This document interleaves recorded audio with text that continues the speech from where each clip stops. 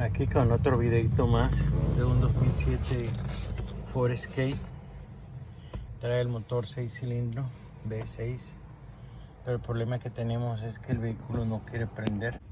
Como pueden ver, está flashando el security line, y pues el detalle está de que, como pueden ver,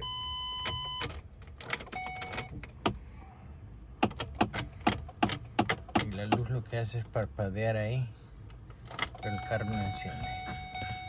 Vamos a ver qué trae este vehículo.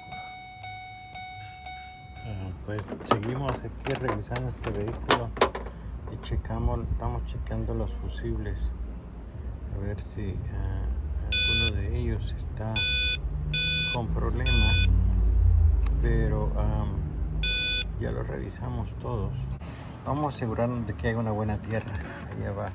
Ok, tuvimos que quitar la batería. Aquí estaba la batería en esta posición.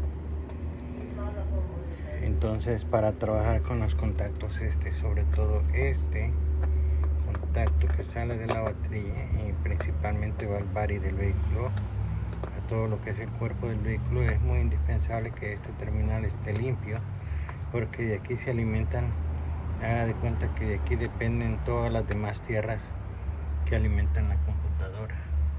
Porque el problema que tenemos literalmente es que hay mucha pobreza de tierra entrando a la computadora. Vamos a trabajar en esto ahorita. Vamos a quitar esta tierra. Como pueden ver, hay que limpiar esto, está un poco sucio, y también toda esa suciedad que ven ahí afecta. Tiene que haber una buena contacto aquí. Vamos, si es posible, a lijar aquí, también aquí, para que haya una rica conexión. Ahí pueden ver, ya le dimos una limpiadita a los terminales. Este es mi terminal principal, y el que ve enseguida también lo limpiamos. Ok, llegó la hora de la verdad.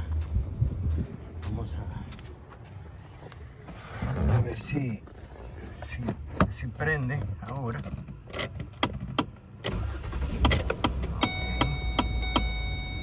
Parece que tuvimos éxito.